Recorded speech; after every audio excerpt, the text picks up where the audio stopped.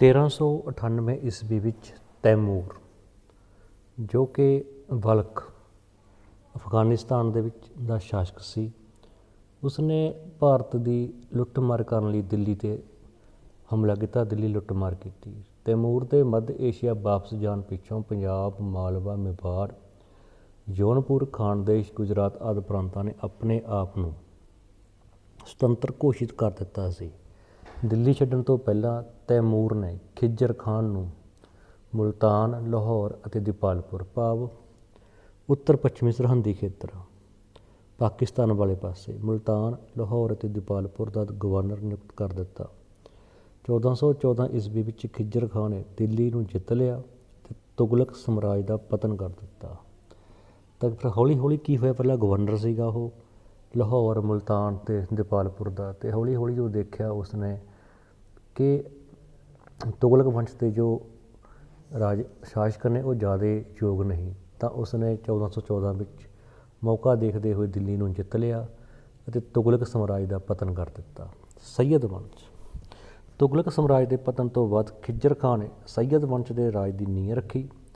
ਇਸ ਵੰਸ਼ ਨੇ 1414 ਲੈ ਕੇ 1451 1414 ਤੋਂ ਲੈ ਕੇ 1451 ਈਸਵੀ ਤੱਕ ਰਾਜ ਕੀਤਾ। ਇਸ ਵੰਸ਼ ਦੇ ਸ਼ਾਸਕ ਮੁਬਾਰਕ ਸ਼ਾਹ, ਮੁਹੰਮਦ ਸ਼ਾਹ, ਅਲਾਉਦੀਨ ਆਲਮ ਸ਼ਾਹ, ਇਹ ਯਾਦ ਰਹੀ ਤੁਹਾਡੇ, ਮੁਬਾਰਕ, ਮੁਹੰਮਦ, ਅਲਾਉਦੀਨ, ਮੁਬਾਰਕ ਸ਼ਾਹ, ਮੁਹੰਮਦ ਸ਼ਾਹ, ਅਲਾਉਦੀਨ ਆਲਮ ਸ਼ਾਹ। ਅਲਾਉਦੀਨ ਆਲਮ ਸ਼ਾਹ ਲਾਹੌਰ ਦੇ ਗਵਰਨਰ ਬਹਿਲੋਲ ਲੋਧੀ ਕੋਲੋਂ ਹਾਰ ਗਿਆ। ਦੇਖੋ, ਜਿਹੜਾ ਖਿਜ਼ਰ ਖਾਨ ਸੀ ਉਹ ਖੁਦ ਗਵਰਨਰ ਸੀਗਾ ਦੀਪਾਲਪੁਰ, ਲਾਹੌਰ ਅਤੇ ਮੁਲਤਾਨ ਦਾ, ਅਤੇ ਉਹਨੇ ਮੌਕਾ ਦੇਖਦੇ ਹੋਏ 1414 ਵਿੱਚ ਤੁਗਲਕ ਵੰਸ਼ ਦਾ ਖਾਤਮਾ ਕਰ ਦਿੱਤਾ ਸੀ ਅਤੇ ਸੱਯਦ ਵੰਸ਼ ਦੀ ਨੀਂਹ ਰੱਖੀ ਸੀ।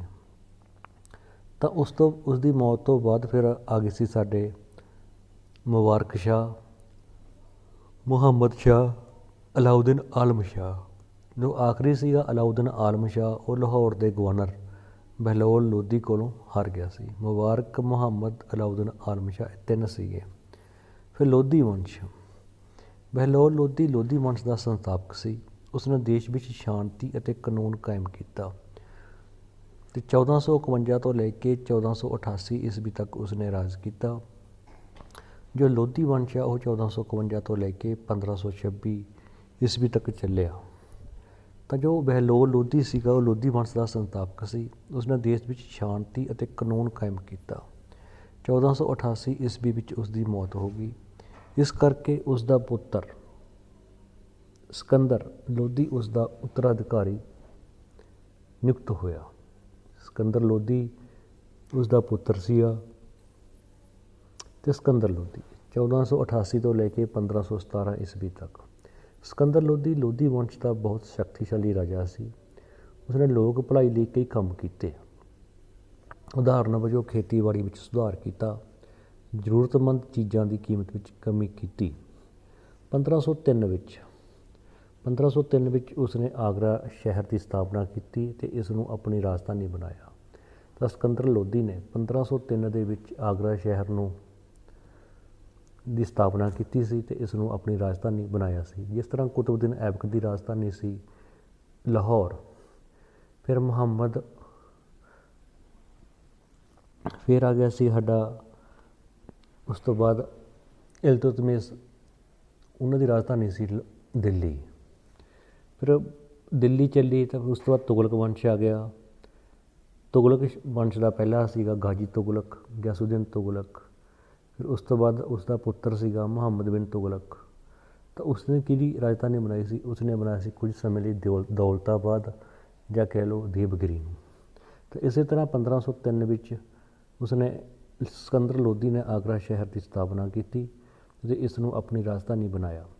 1517 ਵਿੱਚ ਉਸਦੀ ਮੌਤ ਹੋ ਗਈ ਅਤੇ ਇਸ ਲਈ 1517 ਵਿੱਚ ਉਸਦਾ ਪੁੱਤਰ ਇਬਰਾਹਿਮ ਲੋਧੀ ਦਿੱਲੀ ਸਲਤਨਤ ਦਾ ਸੁਲਤਾਨ ਬਣਿਆ। ਇਹ ਲੋਧੀ ਵੰਸ਼ ਬਾਰੇ ਅਸੀਂ ਪੂਰਾ ਵਿਸਤਾਰਪੂਰਵਕ ਪੜ੍ਹਾਂਗੇ ਸਾਡੇ ਪੰਜਾਬ ਦੇ ਇਤਿਹਾਸ ਵਿੱਚ।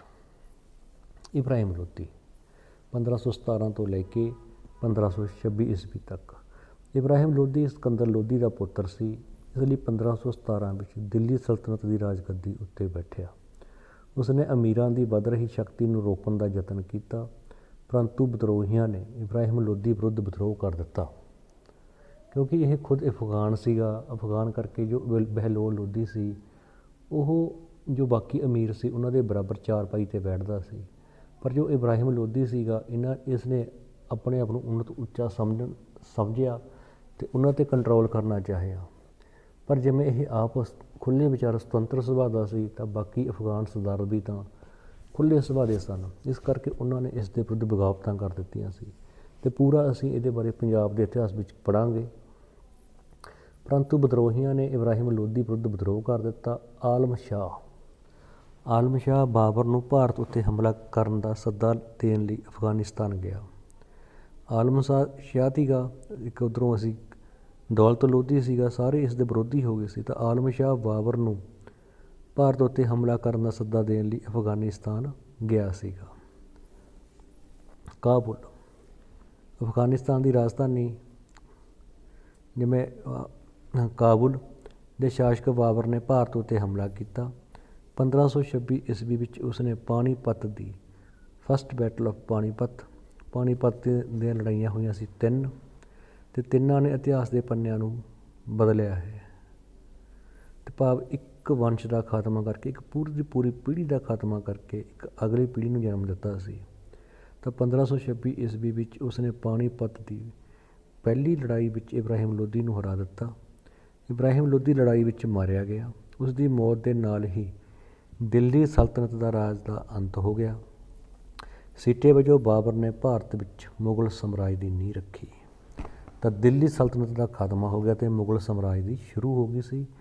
1526 ਈਸਵੀ ਵਿੱਚ ਫਸਟ ਬੈਟਲ ਆਫ ਪਾਣੀਪਤ ਹੋਈ ਸੀ ਬਾਬਰ ਅਤੇ ਇਬਰਾਹਿਮ ਲੋਧੀ। ਜੋ ਬਾਬਰ ਸੀ ਉਹ ਕਾਬੁਲ ਦਾ ਸ਼ਾਸਕ ਸੀ ਅਫਗਾਨਿਸਤਾਨ।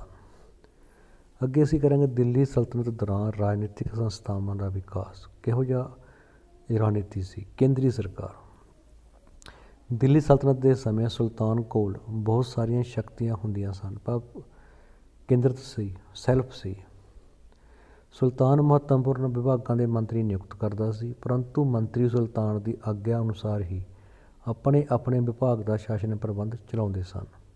ਹਰੇਕ ਵਿਭਾਗ ਦੀ ਨਿਗਰਾਨੀ ਮੰਤਰੀ ਜਾਂ ਅਧਿਕਾਰੀ ਦੁਆਰਾ ਕੀਤੀ ਜਾਂਦੀ ਸੀ। ਜਿਵੇਂ ਸਾਡੇ ਅੱਜ ਕੱਲ੍ਹ ਹੈ, ਸਾਡੇ ਮੰਤਰੀ ਨੇ, ਕੈਬਨਿਟ ਮੰਤਰੀ ਨੇ, ਉਹਨਾਂ ਨੂੰ ਵਿਭਾਗ ਸੌਂਪੇ ਗਏ ਨੇ। ਇਸੇ ਤਰ੍ਹਾਂ ਹੀ ਵੱਖਰੇ ਵੱਖਰੇ ਮੰਤਰੀ ਸੀ। ਵਜ਼ੀਰ ਵਿੱਤ ਅਤੇ ਲਗਾਨ ਵਿਭਾਗ ਦਾ ਮੁਖੀ ਹੁੰਦਾ ਸੀ। ਜੋ ਸ਼ਾਸਕ ਦਾ ਵਜ਼ੀਰ ਹੁੰਦਾ ਸੀਗਾ, ਉਹ ਵਿੱਤ ਅਤੇ ਲਗਾਨ, ਜੋ ਟੈਕਸ ਵਗੈਰਾ ਇਕੱਠਾ ਕਰਦੇ ਸੀ, ਸਾਰਾ ਕੁਛ ਉਸ ਦਾ ਮੁਖੀ ਹੁੰਦਾ ਸੀ, ਵਿੱਤ ਅਤੇ ਲਗਾਨ ਵਿਭਾਗ ਦਾ।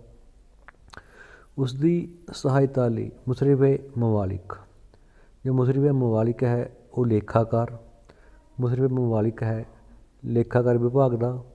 ਮੁਸਤੌਫੀ-ਏ ਮਮਾਲਿਕ ਮਹਾਲੇਖਾਕਾਰ, ਜੋ ਪੂਰਾ ਆਡਿਟਿੰਗ ਦਾ ਕੰਮ ਕਰਦਾ, ਆਡਿਟ ਦਾ ਕੰਮ ਕਰਦਾ, ਪੂਰਾ ਲੇਖਾ ਜੋਖਾ ਰੱਖਦਾ, ਉਹਨੇ ਇਹ ਅਹੁਦੇ ਮੁਸ਼ਰਿਫ-ਏ ਮਮਾਲਿਕ ਅਤੇ ਮੁਸਤੌਫੀ-ਏ ਮਮਾਲਿਕ। ਆਰਜ਼-ਏ ਮਮਾਲਿਕ ਇਹ ਹੁੰਦਾ ਸੀਗਾ ਹੈੱਡ ਆਫ ਮਿਲਟਰੀ ਡਿਪਾਰਟਮੈਂਟ, ਭਾਵ ਸੈਨਾ ਦੇ ਵਿਭਾਗ ਦਾ ਮੁਖੀ। ਆਰਜ਼-ਏ ਮਮਾਲਿਕ ਇਹ ਤੁਹਾਨੂੰ ਮੈਂ ਇੱਕ ਵੱਖਰੀ ਵੀਡੀਓ ਰਾਹੀਂ ਪੂਰਾ ਕਰਾਊਂਗਾ, ਕਿਹਨੇ ਕਿਹੜੀ ਕਿਤਾਬ ਲਿਖੀ ਸੀ ਅਤੇ ਕਿਹੜੇ ਕਿਹੜੇ ਇਹ ਵਿਭਾਗ ਸੀ। ਦੀਵਾਨ-ਏ-ਇੰਸ਼ਾ ਡਿਪਾਰਟਮੈਂਟ ਆਫ ਰੋਇਲ, ਸ਼ਾਹੀ ਪੱਤਰ ਵਿਵਹਾਰ ਦਾ ਮੁਖੀ ਹੁੰਦਾ ਸੀ ਇਹ। ਦੀਵਾਨ-ਏ-ਇੰਸ਼ਾ ਸ਼ਾਹੀ ਪੱਤਰ ਵਿਵਹਾਰ, ਜੋ ਮਤਲਬ ਸ਼ਾਸਕ ਵੱਲੋਂ ਪੱਤਰ ਵਿਵਹਾਰ ਕੀਤਾ ਜਾਣਾ ਸੀ, ਉਹਦਾ ਡਿਪਾਰਟਮੈਂਟ ਸੀ ਇਹ ਦੀਵਾਨ-ਏ-ਇੰਸ਼ਾ, ਸ਼ਾਹੀ ਪੱਤਰ ਵਿਵਹਾਰਾਂ ਦਾ। ਮੁਸਤੌਫੀ-ਏ ਮਮਾਲਿਕ ਮਹਾਲੇਖਾਕਾਰ ਕਹਿ ਲਓ, ਆਡਿਟਿੰਗ ਦਾ। ਅਤੇ ਮੁਸ਼ਰਿਫ-ਏ ਮਮਾਲਿਕ ਸਾਰਾ ਲਿਖਿਆ ਹੋਇਆ ਮੇਰਾ ਉੱਪਰ। ਮੁਸ਼ਰਿਫ-ਏ ਮਮਾਲਿਕ ਹੁੰਦਾ ਸੀਗਾ ਇਹ ਵੀ ਲੇਖਾਕਾਰ। ਦੀਵਾਨ-ਏ-ਰਸਾਲਤ ਡਿਪਾਰਟਮੈਂਟ ਆਫ ਰਿਲੀਜੀਅਸ ਅਫੇਅਰ, ਧਾਰਮਿਕ ਕੰਮਾਂ ਦਾ। ਰਸਾਲਤ ਦੀਵਾਨ-ਏ-ਰਸਾਲਤ ਇਹ ਧਾਰਮਿਕ ਕੰਮਾਂ ਦਾ ਵਿਭਾਗ ਹੁੰਦਾ ਸੀਗਾ। ਸਦਰ-ਏ-ਸਦੂਰ ਹੁੰਦਾ ਸੀਗਾ ਜੋ ਸ਼ਾਸਕ ਵੱਲੋਂ, ਜੋ ਸੁਲਤਾਨ ਵੱਲੋਂ ਪਬਲਿਕ ਜਨਤਕ ਆਮ ਲੋਕਾਂ ਨੂੰ ਜੋ ਵੀ ਦਾਨ ਪੁੰਨ ਕੀਤਾ ਜਾਂਦਾ ਸੀਗਾ, ਉਹਨਾਂ ਸਾਰਿਆਂ ਦਾ ਇਹ ਵਿਭਾਗ ਹੁੰਦਾ ਸੀ। ਇੱਕ ਵਾਰ ਦੁਬਾਰਾ ਦੇਖ ਲੈਂਦੇ ਹਾਂ। ਵਜ਼ੀਰ ਵਿੱਤ ਵਿਭਾਗ ਅਤੇ ਲਗਾਨ ਵਿਭਾਗ ਦਾ ਮੁਖੀ। ਮੁਸ਼ਰਿਫ-ਏ ਮਮਾਲਿਕ ਲੇਖਾਕਾਰ। ਆਰਜ਼-ਏ ਮਮਾਲਿਕ ਹੈੱਡ ਆਫ ਮਿਲਟਰੀ ਡਿਪਾਰਟਮੈਂਟ। ਦੀਵਾਨ-ਏ-ਇੰਸ਼ਾ ਸ਼ਾਹੀ ਪੱਤਰ ਵਿਵਹਾਰ ਦਾ, ਦੀਵਾਨੇ ਰਸਾਲਤ, ਧਾਰਮਿਕ ਕੰਮਾਂ ਦਾ, ਜੋ ਧਾਰਮਿਕ ਕੰਮ ਹੁੰਦੇ ਸਨ, ਸਦਰੇ ਸਦੂਰ, ਜੋ ਲੋਕਾਂ ਨੂੰ ਆਮ ਲੋਕਾਂ ਦੇ ਵਿੱਚ ਦਾਨ ਪੁੰਨ ਕੀਤਾ ਜਾਂਦਾ ਸੀ, ਉਸ ਦਾ ਲੇਖਾਕਾਰ ਹੁੰਦਾ ਸੀ। ਪ੍ਰਾਂਤਕ ਪ੍ਰਬੰਧ, ਪਹਿਲਾਂ ਕੇਂਦਰੀ ਸਰਕਾਰ, ਜਿਵੇਂ ਸਾਡੀ ਵਰਤਮਾਨ ਸਮੇਂ ਕੇਂਦਰ ਦੀ ਸਰਕਾਰ ਹੈ, ਫਿਰ ਸਾਡੇ 28 ਪ੍ਰਾਂਤ ਨੇ। ਇਸੇ ਤਰ੍ਹਾਂ ਦਿੱਲੀ ਸਲਤਨਤ ਸਮੇਂ ਸ਼ਾਸਨ ਪ੍ਰਬੰਧ ਨੂੰ ਠੀਕ ਢੰਗ ਨਾਲ ਚਲਾਉਣ ਲਈ ਸਾਮਰਾਜ ਨੂੰ ਕਈ ਪ੍ਰਾਂਤਾਂ ਵਿੱਚ ਵੰਡਿਆ ਹੋਇਆ ਸੀ। ਪ੍ਰਾਂਤਕ ਸ਼ਾਸਨ ਪ੍ਰਬੰਧ ਨੂੰ ਚਲਾਉਣ ਲਈ ਕਈ ਗਵਰਨਰ, ਜਿਵੇਂ ਅੱਜ ਕੱਲ੍ਹ ਵੀ ਹਰੇਕ ਰਾਜ ਦਾ ਸੰਵਿਧਾਨਕ ਮੁਖੀ ਰਾਜਪਾਲ ਹੁੰਦਾ, ਉਸੇ ਤਰ੍ਹਾਂ ਗਵਰਨਰ ਹੁੰਦੇ ਸਨ। ਉਹਨਾਂ ਨੂੰ ਸੂਬੇਦਾਰ, ਮੁਕਤੀ ਜਾਂ ਵਲੀ, ਜਿਹੜੇ ਜਿਵੇਂ ਅੱਜ ਕੱਲ੍ਹ ਅਸੀਂ ਰਾਜਪਾਲ ਕਹਿ ਦਿੰਦੇ ਹਾਂ, ਗਵਰਨਰ ਕਹਿ ਦਿੰਦੇ ਹਾਂ, ਤਾਂ ਉਸੇ ਤਰ੍ਹਾਂ ਉਹਨਾਂ ਨੂੰ ਉਦੋਂ ਸੂਬੇਦਾਰ ਜਾਂ ਮੁਕਤੀ ਜਾਂ ਵਲੀ ਕਿਹਾ ਜਾਂਦਾ ਸੀ। ਸਾਰੇ ਇੱਕ ਹੀ ਅਹੁਦੇ ਦੇ ਨਾਂ ਨੇ, ਸੂਬੇਦਾਰ, ਮੁਕਤੀ, ਵਲੀ ਵੀ ਕਿਹਾ ਜਾਂਦਾ ਸੀ। ਪ੍ਰਾਂਤਾਂ ਨੂੰ ਅੱਗੇ ਪਰਗਨਿਆਂ 'ਚ, ਜਿਵੇਂ ਸਾਡੇ ਜ਼ਿਲ੍ਹੇ ਨੇ, ਜ਼ਿਲ੍ਹੇ ਦੇਖੋ, ਪਹਿਲਾਂ ਸਾਡਾ ਸੈਂਟਰ ਹੈ, ਪੂਰਾ ਸੈਂਟਰ ਦੀ ਸਰਕਾਰ ਹੁੰਦੀ ਆ, ਫਿਰ 28 ਸਟੇਟਸ ਨੇ। ਪ੍ਰਾਂਤ ਦਾ ਮੁਖੀ ਗਵਰਨਰ ਹੁੰਦਾ ਸੀ।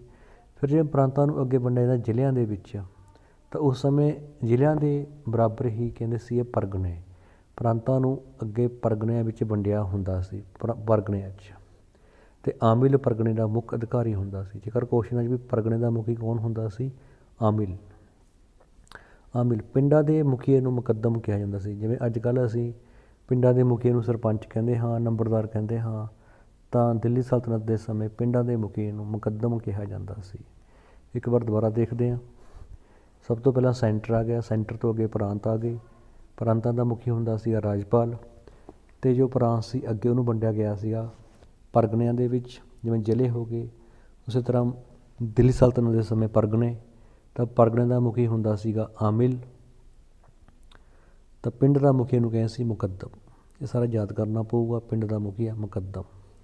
ਸੈਨਿਕ ਕੰਟਰੋਲ ਦੇ ਢੰਗ, ਦਿੱਲੀ ਸਲਤਨਤ ਦੇ ਸੁਲਤਾਨਾਂ ਨੇ ਆਪਣੀ ਆਪਣੀ ਸੈਨਾ ਦੀ ਸਹਾਇਤਾ ਨਾਲ ਭਾਰਤ ਦੇ ਬਹੁਤ ਸਾਰੇ ਭਾਗਾਂ 'ਤੇ ਅਧਿਕਾਰ ਕਰ ਲਿਆ ਸੀ।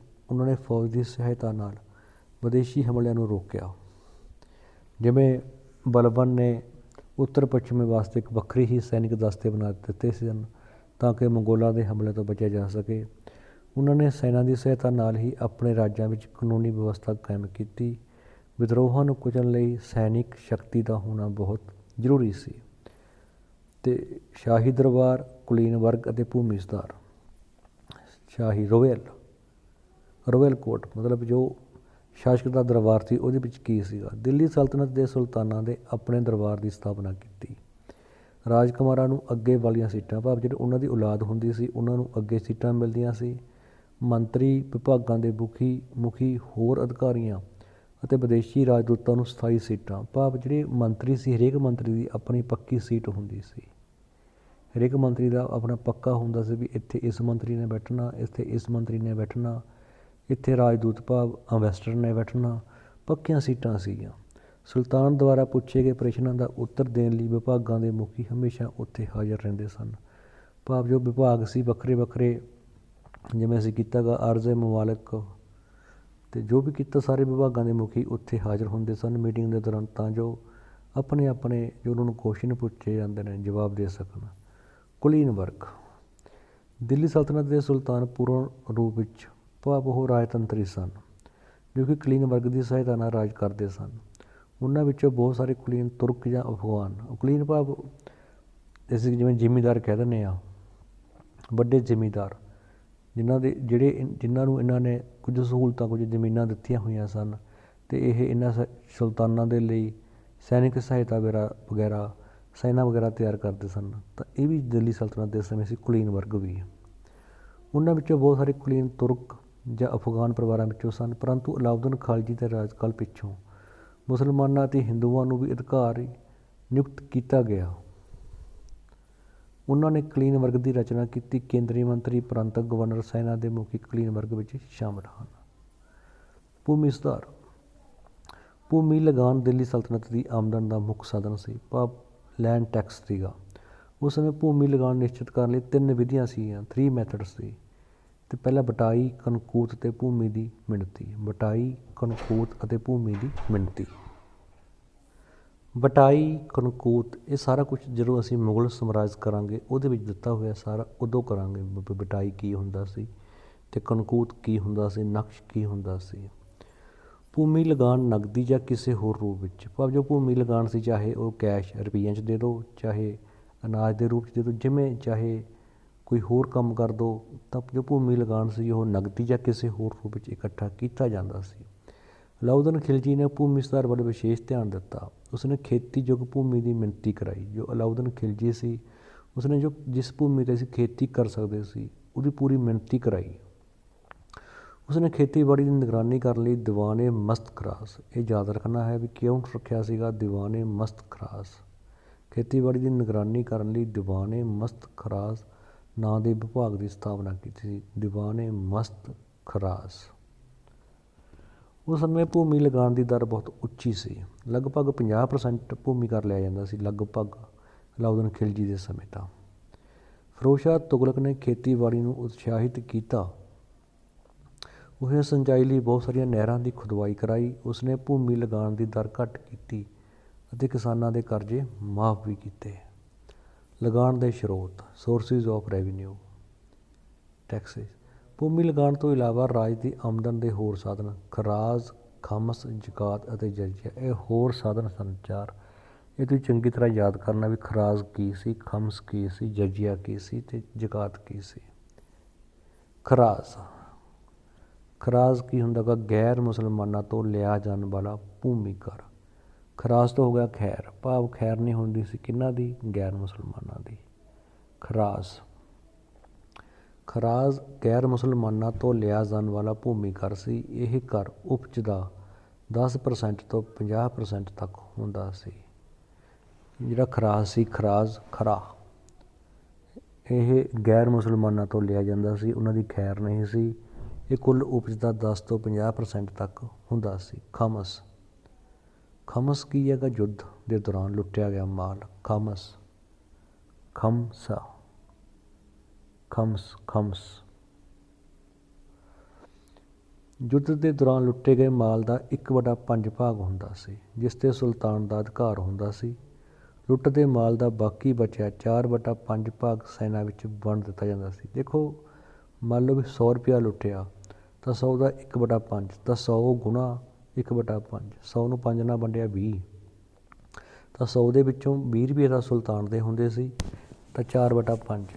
ਜੇਕਰ ਅਸੀਂ 100 ਦਾ 4/5 ਕੱਢਾਂਗੇ ਤਾਂ ਕਿਵੇਂ ਕੱਢਦੇ ਨੇ ਥੋੜ੍ਹੇ ਮੈਥ ਦਾ? 100 ਗੁਣਾ 4/5, ਤਾਂ 20 ਪੰਜੇ 100, 20 ਚੌਕਾ 80, ਤਾਂ ਜਿਹੜੇ 80 ਰੁਪਏ ਸੀਗੇ ਉਹ ਵੰਡੇ ਜਾਂਦੇ ਸੀ ਸੈਨਾ ਦੇ ਵਿੱਚ 1/5। ਖਮਸ ਹੁੰਦਾ ਯੁੱਧ, ਲੁੱਟ। ਯੁੱਧ ਦੇ ਦੌਰਾਨ ਜੋ ਵੀ ਲੁੱਟ ਮਾਰ ਕੀਤੀ ਜਾਂਦੀ ਸੀਗੀ ਤਾਂ ਉਹਦਾ 1/5 ਹਿੱਸਾ ਤਾਂ ਸੁਲਤਾਨ ਨੂੰ ਦਿੱਤਾ ਜਾਂਦਾ ਸੀ ਸਿੱਧਮ ਸਿੱਧਾ, ਅਤੇ ਬਾਕੀ 4/5 ਹਿੱਸਾ ਸੈਨਾ ਦੇ ਵਿੱਚ ਵੰਡ ਦਿੱਤਾ ਜਾਂਦਾ ਸੀ। ਜ਼ਕਾਤ, ਜ਼ਕਾਤ ਇੱਕ ਧਾਰਮਿਕ ਕਰ ਸੀ ਜੋ ਮੁਸਲਮਾਨਾਂ ਉੱਪਰ, ਜ਼ਕਾਤ ਕਿਹਦੇ ਉੱਪਰ ਸੀਗਾ? ਮੁਸਲਮਾਨਾਂ 'ਤੇ। ਜ਼ਕਾਤ ਇਹ ਉਹਨਾਂ ਦੀ ਜਾਇਦਾਦ ਦਾ 2.5% ਹੁੰਦਾ ਸੀ। ਜਿਹੜਾ ਜ਼ਕਾਤ ਸੀਗਾ ਇਹ ਉਹਨਾਂ ਦੀ ਜਾਇਦਾਦ ਦਾ 2.5%। ਦੇਖੋ, ਅਸੀਂ ਸਭ ਤੋਂ ਪਹਿਲਾਂ ਕੀਤਾ ਖਰਾਸ। ਖਰਾਸ ਸੀਗਾ 10% ਤੋਂ ਲੈ ਕੇ 50% ਤੱਕ ਕੁੱਲ ਉਪਜ ਦਾ, 10 ਤੋਂ ਲੈ ਕੇ 50% ਤੱਕ ਕੁੱਲ ਉਪਜ ਦਾ। ਖਮਸ 1/5 ਯੁੱਧ ਦੇ ਦੌਰਾਨ ਲੁੱਟਿਆ ਹੋਏ ਮਾਲ ਦਾ। ਜ਼ਕਾਤ ਇੱਕ ਧਾਰਮਿਕ ਕਰ ਸੀ ਜੋ ਮੁਸਲਮਾਨਾਂ ਉੱਪਰ ਲਗਾਇਆ ਜਾਂਦਾ ਸੀ, ਅਤੇ ਇਹ ਉਹਨਾਂ ਦੀ ਜਾਇਦਾਦ ਦਾ 2.5% ਹੁੰਦਾ ਸੀ। ਜ਼ਕਾਤ ZA, ਜੇ ਅਸੀਂ ਯਾਦ ਕਰਨਾ ਗਾ JAKAT, ਜ਼ਕਾਤ, JAKAT ਜ਼ਕਾਤ। ਤਾਂ ਜਜ਼ੀਆ, ਤਾਂ ਜ਼ਕਾਤ ਪਹਿਲਾਂ ਆਇਆ JAK, ਅਤੇ ਉੱਧਰੋਂ ਕਰੀ ਦਾ JAZ, ਤਾਂ Z ਬਾਅਦ 'ਚ ਹੁੰਦੀ ਦਾ, ਜ਼ਕਾਤ ਪਹਿਲਾਂ ਆਊ। ਜ਼ਕਾਤ ਮੁਸਲਮਾਨਾਂ 'ਤੇ, ਜਜ਼ੀਆ ਗੈਰ ਮੁਸਲਮਾਨਾਂ 'ਤੇ। ਜਜ਼ੀਆ ਕਰ ਗੈਰ ਮੁਸਲਮਾਨਾਂ ਉੱਪਰ ਲਗਾਇਆ ਜਾਂਦਾ ਸੀ। ਇਹ ਕਿਹਾ ਜਾਂਦਾ ਹੈ ਕਿ ਇਸਤਰੀ, ਬੱਚੇ ਅਤੇ ਗਰੀਬ ਲੋਕ, ਇਸਤਰੀਆਂ 'ਤੇ, ਬੱਚਿਆਂ 'ਤੇ ਅਤੇ ਗਰੀਬ ਲੋਕਾਂ ਉੱਤੇ ਇਹ ਕਰ ਨਹੀਂ ਲੱਗਦਾ ਸੀ। ਇਸ ਕਰ ਦੀ ਵਸੂਲੀ ਆਮਦਨ ਦੇ ਆਧਾਰ 'ਤੇ 10 ਤੋਂ ਲੈ ਕੇ 40 ਟਕਾ ਤੱਕ ਹੁੰਦੀ ਸੀ। ਟਕਾ ਕੀ ਹੈ? ਚਾਂਦੀ ਦਾ ਸਿੱਕਾ। ਚਾਂਦੀ ਦੇ ਸਿੱਕੇ ਨੂੰ ਟਕਾ ਕਹਿੰਦੇ ਸੀ ਇਹ ਦਿੱਲੀ ਸਲਤਨਤ ਦੇ ਸਮੇਂ। ਤਾਂ 10 ਤੋਂ ਲੈ ਕੇ 40 ਟਕਾ ਤੱਕ ਕੀਤੀ ਜਾਂਦੀ ਸੀ। ਇਹ ਲਗਾਨ ਦੇ ਸਰੋਤ ਸੀਗੇ। ਅਸੀਂ ਕੀਤੇ ਨੇ ਸਭ ਤੋਂ ਪਹਿਲਾਂ ਖਰਾਜ। ਖਰਾਜ, ਖਰਾਜ ਕੀ ਸੀਗਾ? ਇਹ ਸੀਗਾ ਗੈਰ ਮੁਸਲਮਾਨਾਂ ਤੋਂ, ਅਤੇ ਉਹਨਾਂ ਦੀ ਉਪਜ ਦਾ 10 ਤੋਂ ਲੈ ਕੇ 50% ਤੱਕ ਖਮਸ 1/5 ਯੁੱਧ ਦੇ ਦੌਰਾਨ, ਅਤੇ ਫਿਰ ਸੀ ਸਾਡਾ ਜ਼ਕਾਤ, ਇਹ ਮੁਸਲਮਾਨਾਂ 'ਤੇ ਉਹਨਾਂ ਦੀ ਆਮਦਨ ਦਾ, ਉਹਨਾਂ ਦੀ ਪ੍ਰੋਪਰਟੀ ਦਾ 2.5%, ਅਤੇ ਜਜੀਆ ਅਤੇ ਆਮਦਨ ਦੇ ਅਨੁਸਾਰ। ਅਤੇ ਕੀ ਹੁੰਦਾ ਸੀ, ਇਹ 10 ਤੋਂ ਲੈ ਕੇ 40% ਤੱਕ ਹੁੰਦੀ ਸੀ। ਇਸ ਤਰ੍ਹਾਂ ਅਸੀਂ ਇਹ ਪਾਠ ਕੀਤਾ ਦਿੱਲੀ ਸਲਤਨਤ। ਇਸ ਨੂੰ ਤੁਸੀਂ ਪੂਰੀ ਵਧੀਆ ਸਮਝਿਆ ਹੋਊਗਾ। ਤਾਂ ਇਸ ਤੋਂ ਅੱਗੇ ਅਸੀਂ ਕਰਾਂਗੇ ਮੁਗਲ ਸਮਰਾਟ ਦੇ ਬਾਰੇ। ਪਹਿਲਾਂ ਅਸੀਂ ਪੰਜਾਬ ਬੋਰਡ ਦੀਆਂ ਕਿਤਾਬਾਂ ਕਰਾਂਗੇ, ਫਿਰ ਕੁਛ ਬਾਰੇ ਹੋਰ ਸੋਚਾਂਗੇ। ਧੰਨਵਾਦ।